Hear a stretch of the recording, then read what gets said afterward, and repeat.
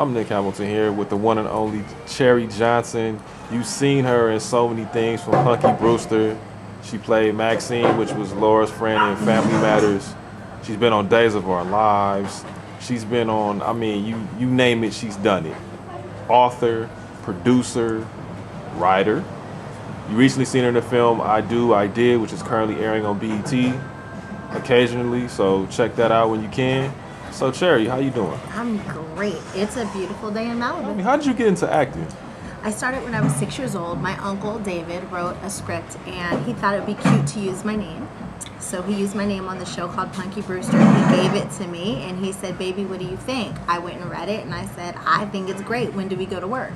Unfortunately for me, he had sold the show to NBC and he never intended for me to actually play the role. So after they auditioned Little Girls in New York, Little Girls in Chicago, and I auditioned 7 times in Los Angeles, finally, after convincing my family that they should let me, I got the job. I think my biggest journey is I didn't realize for about the first 15 years of my career that I was even being paid. I was just doing something that I loved to do and I was just having fun doing it. And then after Family Matters was over, I realized, okay, I'm an adult and this is about a job and now I have bills to pay. What am I going to do now? I was going on auditions. It took a year for me to actually get a job, and I had worked every day of my life for as long as I can remember. So to go 11 months and not have a job kind of drove me and everybody around me crazy because I shopped, I bugged people. I didn't know what to do with myself. I did the Parkers that year, and then I realized, you know what, instead of waiting for somebody to give me a job, I need to create my own, because I'm going on these auditions and they're still calling me the little girl from Punky Brewster and the little girl from Family Matters, but I was 27 years old. I was not a little girl.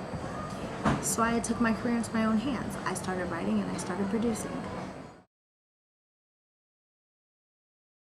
You know, Family Matters, it sounds kind of corny, but it was a family matter. I had known Jalil since we were about 6 or 7. Darius, who played Eddie, and I, we had the same agent, so we had seen each other at auditions and agency parties.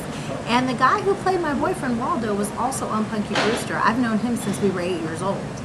So it was like a group of friends who were stuck together for 10 years shooting a show. So after a while, yeah, it's a family matter. Sean and I, who played Waldo, Sean and I are very, very close. And the little boy who played Little Richie, his name is Brighton McClure. Brighton is my baby. He was my baby then, and he will always be my baby. Now he's just a grown baby who's an Emmy Award winner. Yes. Reginald Vale Johnson, who played the father Carl, the mother, of course, who's an outstanding actress. Oh, yeah. And so, are you and Laura still, Kelly Williams, are you guys still good, or? We are still good, but it's kind of like school. Once you graduate, people kind of go their separate ways. We're living 2 different lives. She moved back to DC several years ago. She got married and she has a family. Wow. So she's not here anymore. So we don't talk like we once did. I didn't realize it until now. Our black shows are, the Basketball Wives or the Housewives of Atlanta, and that's when I realized we were a bit more socially conscious than I knew at that time. Unfortunately, I think we need that now, but they feed the market. Networks give you what you want, what you accept, and unfortunately, that is what our black audience is accepting, and that's what they're getting. Oh, well, that's a simple question to answer. There are no black shows on TV because there's not enough black producers. There's not enough black network heads. And like I said before, it's a supply and demand. You demand it, the networks supply it. Black people take whatever they're given. They don't go in and demand that we have anything different. So if you don't like what's on TV, please do me a favor so I can get my job back and have a TV show. Complain, call, write, email, something. Don't just accept whatever they give us. You know it's trash. All you guys do is talk about it to bash it. Why not give your kids something positive to watch like you had when you were growing up? I think my longevity is due to determination, and I really realize that your life is completely what you make it. It's not the box that people put you in or what people tell you that you can have. Life is all about what you get out there and you take. And from day one, I had to take my part on Punky Brewster, and I had to fight for my part on Family Matters. And they say you get one job out of 100 auditions. Personally, I'm tired of wasting the gas. So instead of waiting for somebody to hire me, I start writing and producing my own stuff. I hire myself. I'm going to tell you the honest God truth. I was away on vacation. Well, I wasn't on vacation. I was away on location doing a film called Dead Tone. And while I was away, I found out that my ex-boyfriend at the time, my boyfriend at the time, had another woman 6 months pregnant. Basically, he knocked up a groupie. So instead of killing him, I went into my trailer and I called my friend Cherie Johnson, and on the phone, we sat there and we wrote and we talked and we laughed, and the things that made me laugh is what went down on the pen, and it was my therapy. A couple months into the film, I handed it to him and I said, hey, do me a favor, correct my spelling. He never said anything, but just to know that he read it and he understood my feelings about him made me feel better. Now, I've made the movie, I've made some money, no harm, no foul. I'm not mad at him anymore. So the movie is based off of true life experiences. I mean, the whole movie isn't completely real. My life is a little bit more boring than that. I never went into a coma or moved in with another woman, but the coma did show like I was comfortable in my relationship. That's why it lasted 7 years. And I was caught up with my own career, and I had a life of my own without making him my life, so I didn't really understand everything that was going on.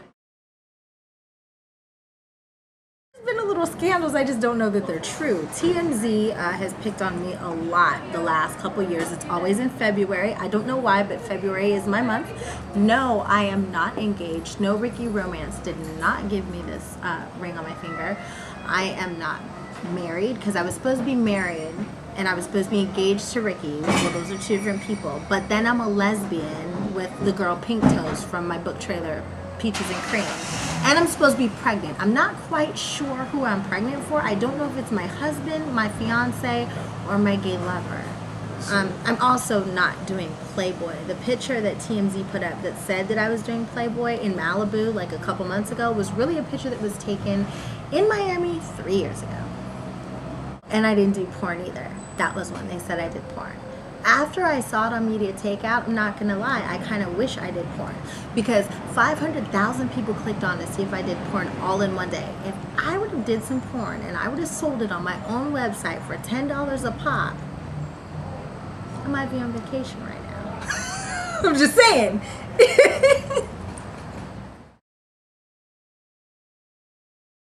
So I heard you a pretty huge sports fan. I mean, I heard from around the way that you were a Steelers fan. So is that just a Pittsburgh thing, or did you really just get attached to the team growing up? No, all day, every day. You know what I'm saying? I'm black and yellow to the core.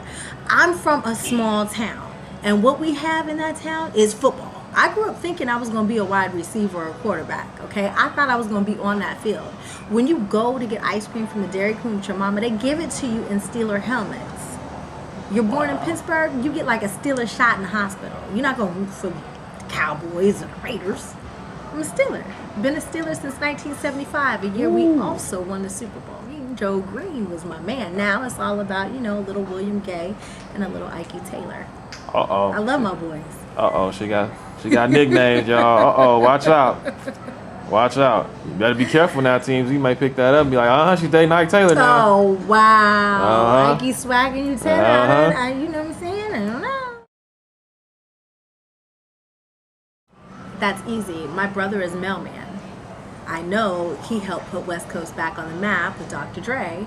He did The Chronic with Dre. He's also the co-executive producer. So I came from a family full of musicians. And that West Coast sound that you love with those hard-hitting 808s and 909s and the BFD systems, yeah, that was Pittsburgh, homie. That ain't West Coast. That's Pittsburgh. Uh-oh.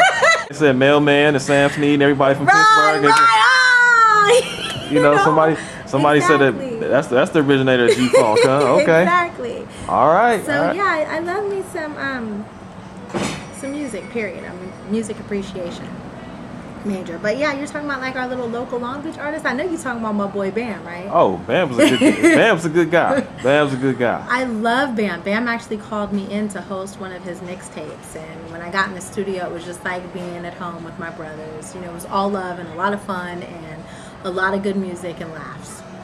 So I'm saying, yeah, I saw BAM, Dynamic Certified, Technique, you know, Okay. Pac-10, all those guys down there. So Tuck. yeah, Crunch, just everybody down Professor there. X. I think it's really sad. You know, the music industry is definitely changing. People aren't going out and buying records and stuff like they used to. And I would like for it to be a museum or something. I don't want them to close down. I mean, our kids need to know what used to be there. Kids don't know what 8-tracks and tapes are. And discs are one day going to be obsolete, just like records. So when 5 years from now, where will we see Cherie Johnson? 5 years from now, hopefully I'll be a network head giving you some better television. I'll also be a more accomplished published author. You know, I have a couple books out now. I am award winning as of this year. I was honored with the AANBC award, which I couldn't believe. It was such an honor. I was up against some really stiff competition and people who I am fans of. It's been a goal of mine to write a book since I was 5. So to be able to do it now, I got about 15 more. I have a webisode that I do, and it's called The Bay. It's a soap opera. My character is Carolina Hall. I am the not so nice social worker. And then I have another webisode that's going to be coming up soon, and it's called Proper Manners. I play an attorney, and I'm a little more adult than you've ever seen me before.